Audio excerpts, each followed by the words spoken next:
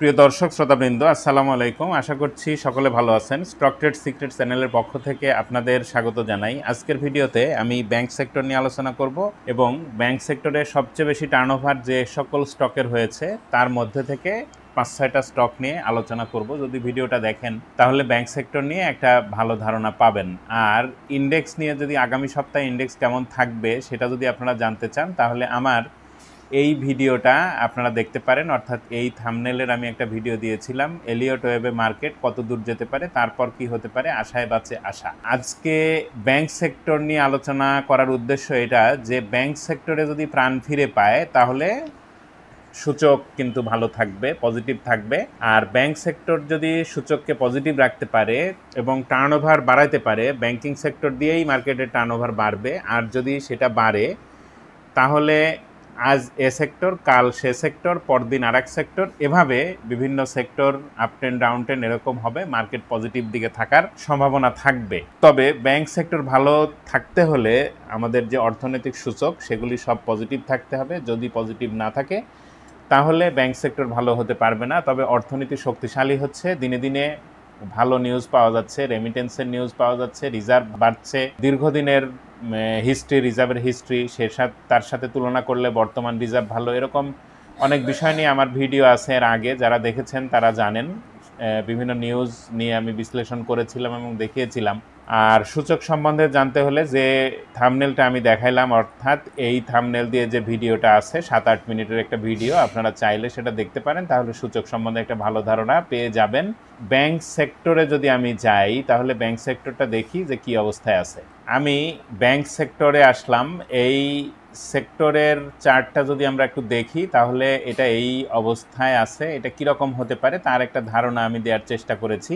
এই স্টকগুলোকে আমি সবচেয়ে বেশি যে টার্নওভার হয়েছে সেই অনুযায়ী সাজিয়ে নিয়েছি এবং সেইভাবে আমি আলোচনা করব। আলোচনায় আজকে BRAC bank, Midland bank, Islami bank, City bank, NRB bank, Prime bank, Uttara bank, Eastern bank, One bank PLC, UCB, Jamuna bank পর্যন্ত আমি আলোচনা করব। দেখা যাক কত দূর আলোচনা এগিয়ে নিতে পারি।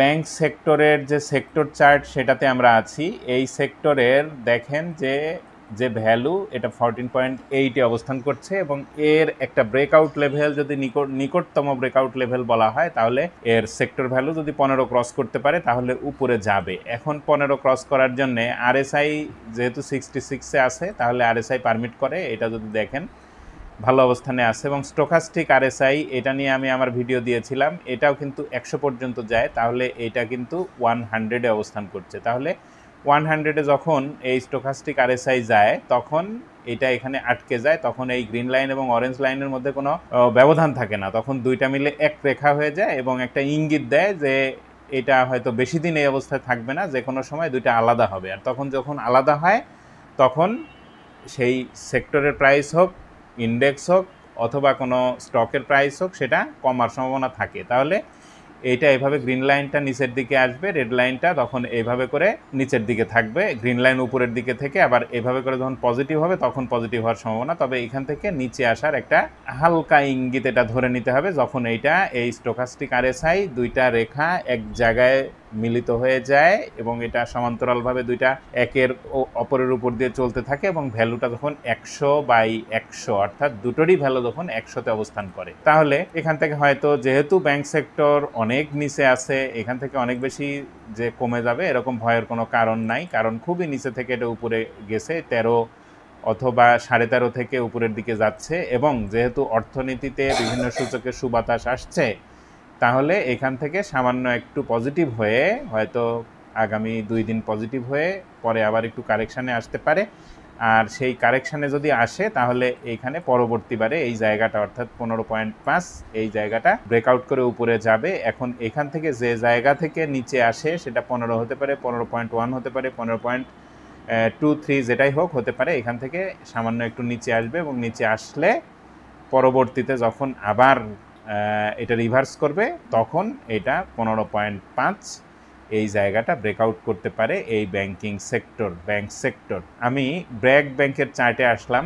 এখানে একটা জিনিস আমি দেখাতে চেয়েছি, এখানে আপনারা খেয়াল করেন যে গত আগস্ট মাসের শেষ সপ্তাহ 2024 সালের আর বর্তমান সময় পর্যন্ত জুলাই 2025, এই স্টকটার প্রাইস কিন্তু হায়েস্ট উপরে 58, 57, 58, নিচে 45 বা 44 এই পর্যন্তর মধ্যে ঘোরাফেরা করছে।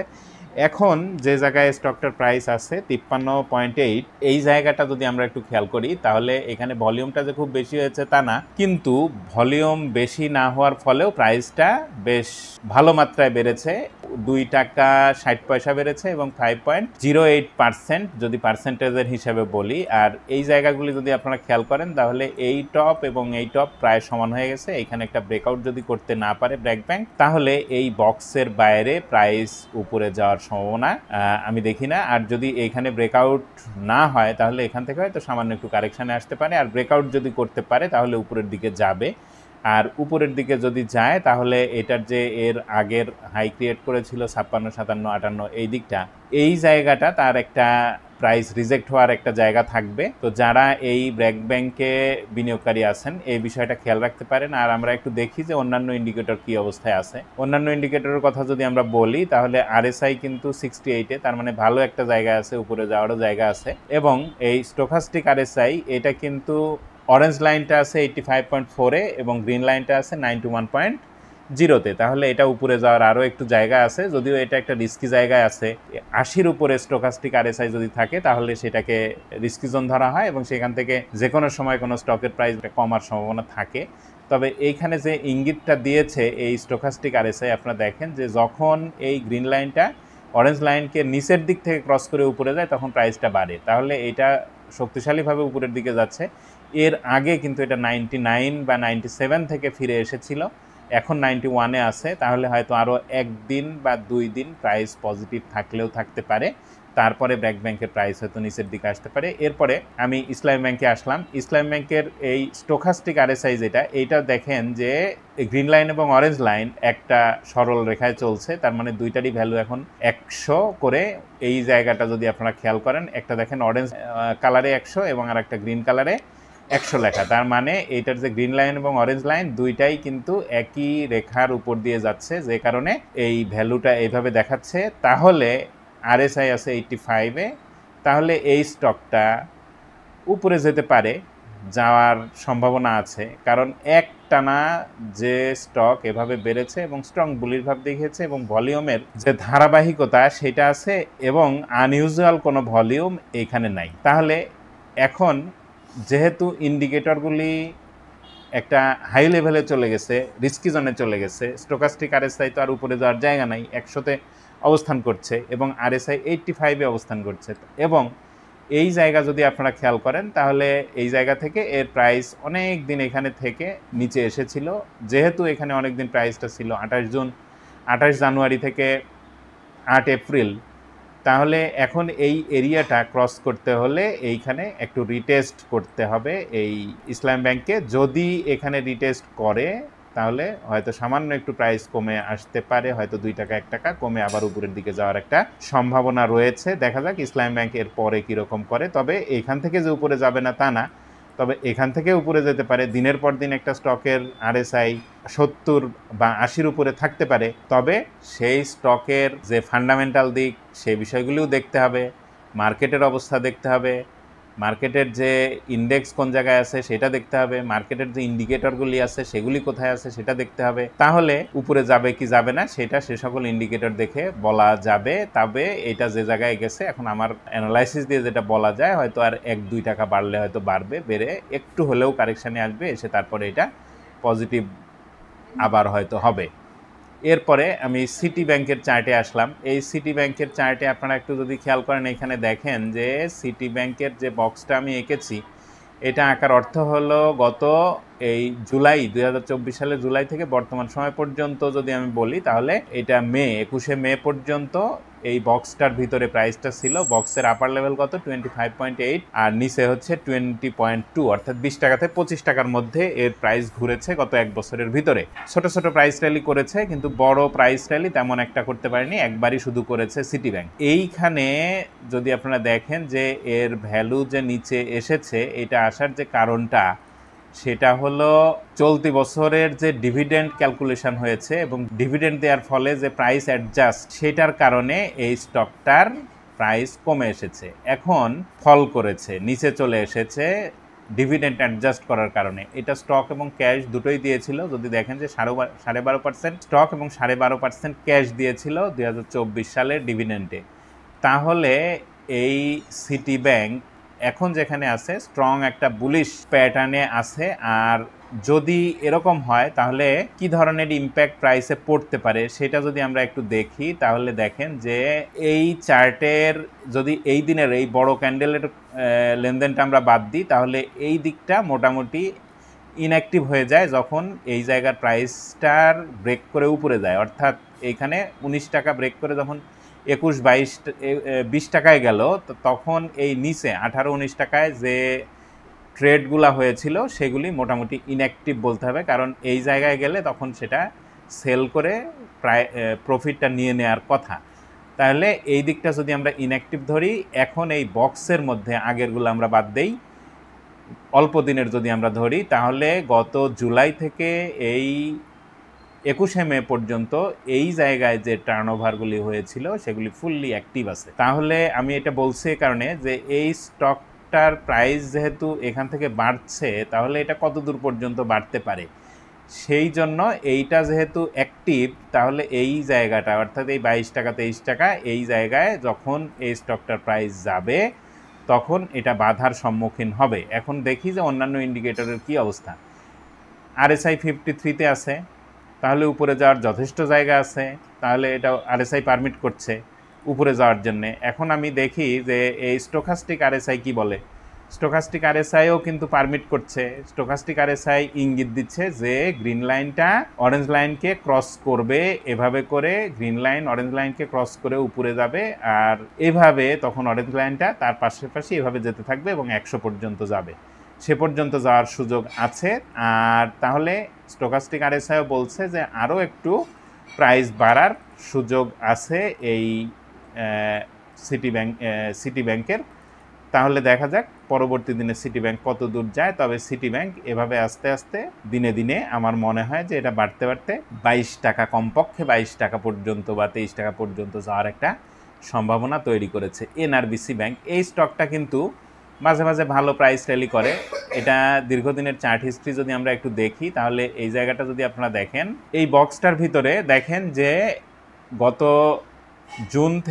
জুনের শেষ থেকে এইখানে মে 2025 সাল পর্যন্ত, অর্থাৎ 24 জুন থেকে মে 25, এই এক বছরের মধ্যে এটা ভালো কিন্তু ট্রেন্ডি স্টক হিসাবেই লেনদেন হয়েছে। পরে যখন এটা ডিভিডেন্টের সময় আসলো এবং যখন ব্যবসায় খারাপ, ইপিএস ভালো না, ডিভিডেন্ট দিতে পারলো না, তখন এর যে লোয়ার লেভেল ক্রিয়েট করেছিল অক্টোবর 2024-এ, সেইটা ভেঙে নিচে চলে আসলো এবং প্রাইস কিন্তু 9 টাকায় এসেছিল, এখন 10 টাকা 60 পয়সায় আছে এবং বেশ শক্তি দেখাচ্ছে। এইখানে একটা হ্যামার ক্যান্ডেল ক্রিয়েট করেছে এবং স্ট্রং বুলিশ ভাব দেখিয়েছে। আনইউজুয়াল কোনো ভলিউম নাই, ভলিউমের ধারাবাহিকতা আছে, গ্রাজুয়ালি ভলিউম বাড়ছে, সেই সাথে প্রাইসটা বাড়ছে। এবং এখানে মোটা দাগে যদি আমি একটা জিনিস আপনাদেরকে একটু দেখাই, তাহলে আপনাদের ক্লিয়ার হবে বিষয়টা।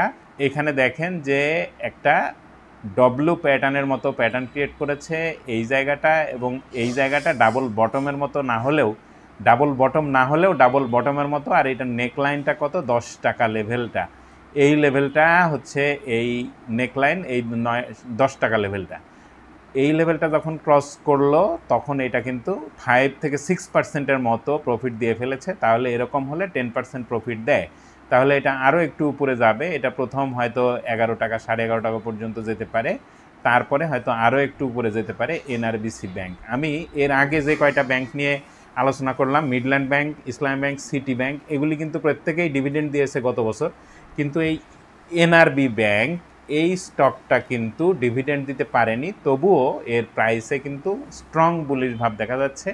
এখন দেখি যে এর আরএসআই এবং স্টোকাস্টিক আরএসআই কী অবস্থায় আছে। RSI 52, তার মানে উপরে যাওয়ার যথেষ্ট জায়গা আছে, অনেক ভালো জায়গায় RSI আছে। স্টোকাস্টিক RSI যদি আমরা দেখি, তাহলে এইটা কিন্তু এই গ্রিন লাইন এবং অরেঞ্জ লাইন এক জায়গায় মিলিত হয়ে গেছে, অর্থাৎ দুইটার ভ্যালু 100 হয়েছে।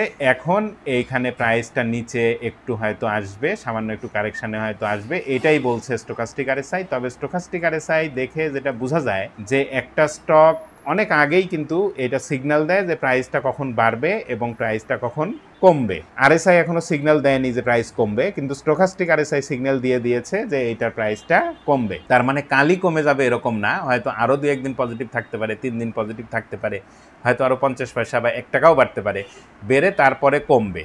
তার মানে কমার সিগন্যালটা 2-3 দিন আগেই দেয় এই স্টোকাস্টিক আরএসআই, এবং বাড়ার সিগন্যালটাও 2-3 দিন আগেই দেয় আরএসআই এর তুলনায় এবং মুভিং অ্যাভারেজের ভ্যালুর তুলনায়। তাহলে আমরা এটা হয়তো 2 দিন বা 1 দিন বা 3 দিনও পজিটিভ থাকতে দেখতে পারি, তারপরে হয়তো নিচের দিকে আসবে। এরপরে প্রাইম ব্যাংক, এই স্টকটাও যদি আমরা দেখি যে প্রাইম ব্যাংক কি ডিভিডেন্ড দিয়েছিল একটু যদি দেখে আসি। 2.5% স্টক দিয়েছিল, 17.5% ক্যাশ দিয়েছিল। যে সকল প্রতিষ্ঠান ক্যাশ ডিভিডেন্ড দেয় তারা ব্যবসায় শক্তিশালী, এটা বলতে হবে। যারা স্টক ডিভিডেন্ড দেয় তারা ব্যবসায় খুব বেশি শক্তি তাদের আছে, এটা বলা যায় না। প্রাইম ব্যাংক এই স্টকটা কিন্তু এখন যে জায়গায় এর প্রাইস আছে 24 টাকা 50 পয়সা, এর যে আপার ভ্যালু এইটা যদি আমরা একটু দেখি তাহলে এই লেভেলটায় অর্থাৎ 25 টাকা 26 টাকা লেভেলটা থেকে এই স্টকটা হয়তো আবারও প্রাইসটা ব্যাক করতে পারে। আর এখন স্ট্রং একটা বুলিশ ভাব এটার মধ্যে আছে। আরএসআই 81-এ গেছে, তবে এইটার স্টোকাস্টিক আরএসআই কিন্তু 96, দুইটাই এক জায়গায় মিলে গেছে মনে হচ্ছে। হ্যাঁ, 96.67, 96.67, মানে দুইটা এক জায়গায় টাচ করেছে, নিচের দিক থেকে উপরে যাচ্ছে। তাহলে আরএসআই যদিও উপরে, কিন্তু স্টোকাস্টিক আরএসআই আবার এটাতে বলছে যে প্রাইস আরও একদিন পজিটিভ থাকার সম্ভাবনা রয়েছে, বা 2 দিন পজিটিভ থাকার অল্প হলেও সম্ভাবনা রয়েছে। এখন দেখা যাক, সেখান থেকেও নিচে আসতে পারে। ইন্ডিকেটর বললেই যে প্রাইস বেড়ে যাবে বিষয়টা এরকম না। যদি সেরকম হতো তাহলে যারা অ্যানালাইসিস করে বা যারা অ্যানালিস্ট আছেন তাদের পোর্টফোলিওতে কোনো দিন রেড হতো না, সবসময় গ্রিন থাকতো। কিন্তু তাদের পোর্টফোলিও রেড থাকে, তারা যদি দেখায় তাহলে আপনারা বুঝবেন। যদি কেউ বলে যে আমার পোর্টফোলিও শতভাগ গ্রিন থাকে, তাহলে সেটা মিথ্যা কথা, সেটা কখনোই সত্য কথা হতে পারে না। আর এরপরে আমি আসলাম উত্তরা ব্যাংকে। এই স্টকটাও ভালো ডিভিডেন্ড দিয়েছিল, আপনারা জানেন। সম্ভবত কত 17.5% স্টক, 17.5% ক্যাশ। এইখানে ফার্স্ট কোয়ার্টারের ইপিএস যদি আমরা দেখি 25 সালের, তাহলে 1 টাকা 46 পয়সা আয় করেছে ফার্স্ট কোয়ার্টারে। তাহলে গতবারের তুলনায় যেটা 69 পয়সা বেশি, তাহলে অবশ্যই ভালো একটা অবস্থানে বলতে হবে এই উত্তরা ব্যাংক। এইখানে প্রাইসের যে ফলটা, এটা কিন্তু এর এই ডিভিডেন্ড স্টক এবং ক্যাশ যেটা দিয়েছিল সেটা অ্যাডজাস্ট হওয়ার ফলেই এই প্রাইসটা এখানে ফল করেছে এই জায়গাটা। তবে এটা কিন্তু ডাউন ট্রেন্ডের কোনো ফল না, এটা ডিভিডেন্ড অ্যাডজাস্টের ফল। তবে উপরে যাওয়ার সময় এই জায়গাটা ফিল আপ অবশ্যই হবে। এটা আবার এরকম জাম্প করে প্রাইস এইখানে শুরু হবে, এটা হতে পারবে না, কারণ এটা দিনে দিনে দিনে দিনে বাড়তে হবে। আর এখন যে জায়গায় আছে এই জায়গাটা যদি আমরা বলি তাহলে 21 টাকা 30 পয়সা, এইটা এর একটা ব্রেকআউট লেভেল ছিল, সেটা ব্রেকআউট করে উপরে গেছে। এখানে আনইউজুয়াল কোনো ভলিউম নাই। এখন এই স্টকগুলিতে চাহিদা তৈরি হয়েছে এবং এখানে সেলাররা সেল করতে চাচ্ছে না, যে কারণে এই স্টক বাড়ছে, স্টকের প্রাইস বাড়ছে। যেহেতু অর্থনীতি ভালো হচ্ছে, অর্থনীতি শক্তিশালী হচ্ছে, যে কারণে এগুলি পজিটিভ হচ্ছে। এখন অন্যান্য ইন্ডিকেটর যদি আমরা একটু দেখি তাহলে এখানে আরএসআই 62, তাহলে এখানে উপরে যাওয়ার যথেষ্ট জায়গা আছে। এখান থেকে আরএসআই উপরের দিকে 75, 80, 85, তারও উপরে চলে যেতে পারে। এখন দেখা যাক এখান থেকে আরএসআই কত দূর যায়। এরপরে স্টোকাস্টিক আরএসআই কোথায় আছে দেখি। এইটার স্টোকাস্টিক আরএসআই খুবই ভালো একটা অবস্থানে আছে। এটার যে রেড লাইন সেটা 66.70 এবং যে গ্রিন লাইন এটা 77.07-এ অবস্থান করছে। তাহলে দুটোই উপরে যাওয়ার যথেষ্ট জায়গা আছে, 100 পর্যন্ত যায়। এর আগে দেখেন এই যে 100 পর্যন্ত এই জায়গা দিকে ছিল। এইখানে যদি আপনারা একটু খেয়াল করেন, এটা ছিল 17 মে থেকে 19 জুন পর্যন্ত। পরে এইখানে ছিল 19 মার্চ থেকে আবার 7 এপ্রিল, এই টাইমে এটা 100 টাচ করেছিল। তাহলে আমি যেটা বললাম যে যখন এই স্টোকাস্টিক আরএসআই দুইটাই ভ্যালু 100-এ চলে যায় তখন নিচে আসার একটা সমূহ সম্ভাবনা তৈরি করে। তাহলে এটা এখন যেহেতু একটা মাঝামাঝি জায়গা, 61-এ ক্রস করে দুইটা কাছাকাছি অবস্থানে আছে, এখান থেকে উপরের দিকে যাবে। সেক্ষেত্রে এই উত্তরা ব্যাংকের প্রাইসটাও এখান থেকে উপরের দিকে যাওয়ার একটা সম্ভাবনা আছে। তবে উপরে যদি যায় তাহলে এটা ধাপে ধাপে হয়তো 22 টাকা, তারপরে 23 টাকা, 24 টাকা এরকম হতে পারে। সেক্ষেত্রে ইন্ডিকেটরগুলিও পজিটিভ থাকতে হবে, বা ইন্ডিকেটরগুলি প্রাইসটা উপরে গেলে ইন্ডিকেটরগুলি সে পর্যন্ত যাওয়ার যে ক্যাপাবিলিটি সেটা থাকতে হবে। এই বিষয়গুলি আপনাদের খেয়াল রাখতে হবে। এরপরে ইস্টার্ন ব্যাংক লিমিটেড, এই স্টকটাও কিন্তু দেখেন যে 17.5% স্টক, 17.5% ক্যাশ দিয়েছিল, তাহলে অনেক ভালো স্টক আমি বলবো, কারণ ভালো ডিভিডেন্ড দিয়েছে। প্রাইসটা যে খুব বেশি তা না, প্রাইসটা আছে 23 টাকা 30 পয়সা। এর আরএসআই যদি আমরা দেখি তাহলে আরএসআই 72-তে আছে, তার মানে উপরে যাওয়ার জায়গা আছে। তবে এটার যে স্টোকাস্টিক আরএসআই এটা কিন্তু ভ্যালুটা দুইটা 100 শো করছে, তাহলে এটা অল্প কিছু হলেও এখান থেকে একটু হলেও কারেকশানে আসার সম্ভাবনা, হয়তো কালকেও কারেকশানে আসতে পারে অথবা একদিন পরেও আসতে পারে, তবে সামান্য হলেও কারেকশানে আসবে, এসে তারপরে এটা আবার উপরের দিকে যেতে থাকবে। সেক্ষেত্রে হয়তো 24 টাকা, তারপরে 25 টাকা, তারপরে 26 টাকা, 27 টাকা, এভাবে করে উপরের দিকে যাওয়ার একটা সম্ভাবনা রয়েছে এই ইস্টার্ন ব্যাংক লিমিটেডের ওয়ান ব্যাংক পিএলসি। এই স্টকটা কিন্তু গত বছর কোনো ডিভিডেন্ড এখানে শো করছে না, তার মানে কোনো ডিভিডেন্ড দিয়েছে কিনা আপনারা দেখে নেবেন। আমার মনে হয় দেয় নাই। নিউজটা আমি খুঁজতে যেয়ে আর সময় নষ্ট করতে চাচ্ছি না। প্রাইসগত দিক থেকে কী অবস্থা আছে, ভলিউমগত দিক থেকে কী অবস্থা আছে সেটা যদি বলি, তাহলে এই জায়গাটা আপনারা যদি খেয়াল করেন, এটা একটা রেজিস্ট্যান্স জোনে চলে আসছে। এটা হয়তো আর 20 পয়সা বা 30 পয়সা এখান থেকে বেড়ে সামান্য একটু কারেকশান হয়ে আবার উপরের দিকে যেতে পারে। এর আরএসআই এখন কোথায় আছে দেখি, 61, ভালো একটা জায়গা। এবং স্টোকাস্টিক আরএসআই যদি আমরা দেখি তাহলে দেখেন এটা কিন্তু 100, তার মানে এটা বলছে যে এই স্টকটা সামান্য হলেও কারেকশানে আসবে। এই ইন্ডিকেটরটা আরএসআই বলছে যে প্রাইস কিছুটা বাড়বে, তাহলে অল্প কিছুটা বাড়তে পারে।